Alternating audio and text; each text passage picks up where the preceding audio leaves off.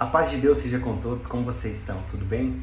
No vídeo de hoje eu queria falar sobre fé, que é algo que a gente não está se vendo mais, né? Porque tem uma parte que Deus fez uma pergunta, né? Será que quando eu voltar eu vou achar a fé na terra? Porque a gente percebe que fé é algo que é muito difícil e muita gente nem sabe o que realmente é a fé, né? Em Romanos nos afirma que a fé é o firme fundamento das coisas que se não vê e a certeza daquilo que se espera. E que sem fé é impossível agradar a Deus. Porque o homem sem fé, em Tiago nos afirma, que é como a onda do mar, que é levada de um lado para o outro como pelo vento. Ou seja, o homem sem fé, ele é um homem que ele não tem esperança. Ele é levado, como diz o outro, por vários sentimentos de acordo com a realidade que ele está vivendo. Se a vida está boa, ele está tudo bem. Se a vida está ruim, ele acredita que nada vai dar certo. Então, a gente tem que ter um firmamento maior na questão da fé. Aí muitos perguntam, nossa, mas a fé, então eu vou orar para Deus para Ele me dar fé. Bom, eu particularmente, na minha opinião, não acredito que Deus deposita fé no coração das pessoas. Agora tem uma outra parte, a palavra de Deus nos afirma que a fé vem pelo ouvir, e o ouvir o quê? A palavra de Deus. Ou seja, você tem que estar em união, você tem que estar participando, porque tem um monte de gente que nos pergunta por que a gente vai para a igreja constante. Por que a gente sempre está em oração? Por que a gente sempre está jejuando? Por quê? Porque isso traz intimidade.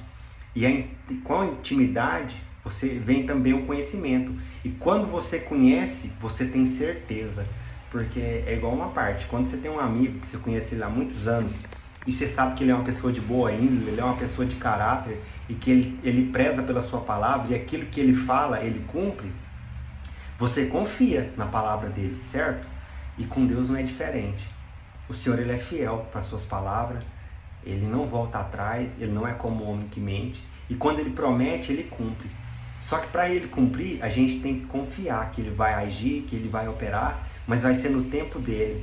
Porque, por exemplo mesmo, Abraão recebeu uma promessa de Deus, eu não sei te afirmar com quantos anos ele tinha quando ele recebeu a promessa, mas eu sei te afirmar, porque lá relata que ele tinha 100 anos quando a promessa se cumpriu, que era de um filho, o desejo dele era ter um filho. E com 100 anos de idade, o Senhor cumpriu. Sara já estava com 94, ou seja, ele teve que esperar muito tempo. Tem outra parte também, que o Senhor tinha prometido uma herança para Caleb. Caleb, se eu não me engano, teve que esperar 40 anos pela terra, porque quando o Senhor prometeu para ele, ele tinha 40 anos de idade. E quando o Senhor veio cumprir, que ele relembrou, ele já tinha 80. Então a gente vê N outros exemplos que eu poderia ficar o resto da tarde aqui usando exemplo e o vídeo ia ficar muito grande. Que a fé, ela tem muito a ver com confiança, com acreditar. Porque, como eu disse no início, a fé é o firme fundamento das coisas que se não vê e a certeza daquilo que se espera. E a gente tem que ter convicção que o Senhor, ele opera, que ele faz milagre. E tanto é que tem gente, eu vejo às vezes alguns irmãos, que ele não acredita em profecia, ele não gosta de oração. Só que ele esquece que quem vê uma pessoa que vive em círculo de oração, nas orações tem homens e mulheres de Deus. E através dali vem palavras que vêm da boca de Deus, que são profecias. Porque a palavra de Deus nos afirma que sem a profecia o povo corrompe. Então a gente percebe que é necessário a gente estar participando das coisas de Deus, a gente estar se envolvendo nas coisas de Deus. Para quê? Para que isso venha gerar fé no nosso coração. Porque quando você está no meio, você ouve aquilo que é do céu. Porque tem muita gente que fala assim, mas não tem mais homem de Deus. Tem sim. É a mesma coisa de eu afirmar, como eu sou mecânico, eu falar que não tem mais mecânico bom, ou que não tem mais restaurante bom, ou que não existe mais pessoa honesta. Porque sempre existe. O problema é que a gente generaliza demais e quer taxar todo mundo como, tipo assim, um pequeno número como um geral. E não é assim que funcionam as coisas. Ainda tem pessoas de índole, ainda existe a palavra de Deus, ainda existe a profecia, ainda existe a pureza. Só que é um pequeno número, como eu disse, porque você vai nas igrejas, é um pequeno grupo que é realmente fiel a Deus. Tem gente que está ali só ocupando banco. Então com isso a gente percebe que tem ainda os verdadeiros, só que são poucos. Mas nem por isso a gente deve generalizar e dizer que igreja nenhuma não presta, que todo líder evangélico é safado, que não é a verdade. Isso aí não existe, como diz o outro. Na verdade, existe um pequeno número que realmente ainda se resguarda e que são fiéis. Mas a gente não pode taxar todo mundo como safado, todo mundo como vagabundo, que na realidade não é assim. A gente sabe que ainda existe pessoas de índole. Então, a gente tem que lutar muito para estar em comunhão com Deus, para que a gente venha ter mais fé. Porque sem fé, como eu disse, é impossível agradar a Deus. E como está a fé no seu coração? Será que você ainda tem fé para confiar que Deus pode operar, que Deus vai cumprir a palavra dele? Porque as coisas de Deus não são no nosso tempo, é no tempo dele. E a gente tem que ter paciência para aguardar, para esperar, porque tem hora na nossa vida que acontece tanta coisa que é difícil mesmo acreditar que vai dar certo, porque o cenário nos mostra algo totalmente contrário, como se diz, não dá esperança.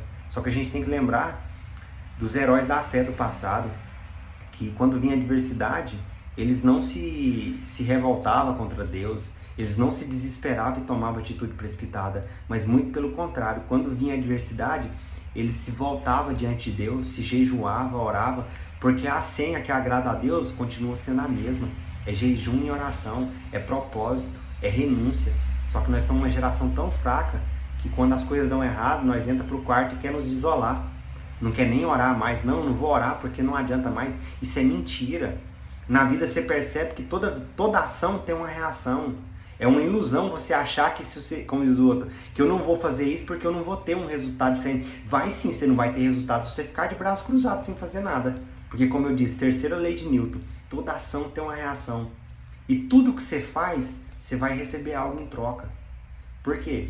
Porque é natural, quem planta colhe. Só que o BO hoje é que as pessoas estão plantando tanta coisa ruim, e tem um ditado popular que quem planta vento, colhe tempestade. Qual está sendo o seu plantio?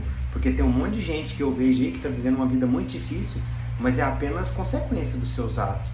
Então a gente tem que se policiar muito, porque Deus ele é justo, Deus ele não é injusto. Ele manda chuva tanto para o justo quanto para o injusto. Porém, ele intervém em coisas, como diz, para gerar milagre naqueles que realmente resguardam a fé e acreditam nele, que acredita num propósito, que acredita que existe algo maior. Só que tem um monte de gente hoje que eles não estão mais confiando em Deus, e pelo contrário, eles estão blasfemando já contra o Senhor, e estão vivendo de qualquer forma e achando que o Senhor não está vendo. Porque quando você vai ver, quando ele prometeu para Davi que ele o faria rei, no outro dia Davi não era rei não, demorou um tempo ainda, Davi ficou ainda anos e anos num processo, porque as pessoas esquecem que com a mulher, quando ela entra no processo de gestação, ela aguarda mais 9 meses. Mas, ou seja, por exemplo, no dia seguinte a pessoa descobre, eu tô grávida, quer dizer que no próximo dia a pessoa já, como diz o outro, já vai nascer o menino porque já tem uma criança ali dentro? Não, tem um processo. Então a gente tem que aprender a esperar em Deus, porque cada caso é um caso. E aquela frase que eu amo dizer ela, que a intensidade do processo é proporcional ao valor do propósito. Ou seja, se você quer algo grande, você vai ter que esperar mais tempo. Se você quer algo pequeno, você espera menos tempo. Então você escolhe qual vai ser a intensidade do seu processo, porque ela é proporcional ao valor do propósito. Deus te abençoe, tenha um ótimo dia, espero que todos tenham gostado desse vídeo. Se você gostou, curte, compartilha, comenta, e as demais coisas Deus proverá. Um abraço, fiquem com Deus.